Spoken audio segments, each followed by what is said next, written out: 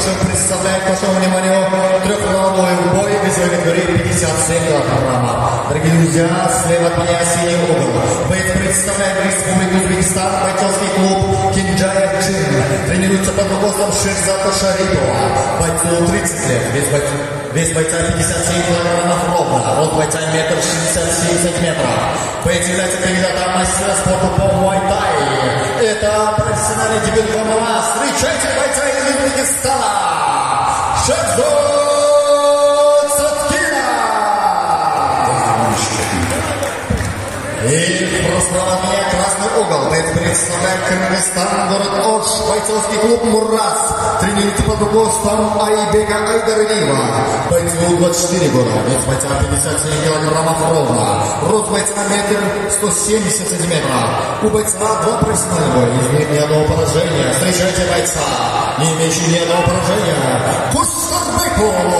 Бэк назад. Бойц на сетке. Возможно, закрыть ребенка.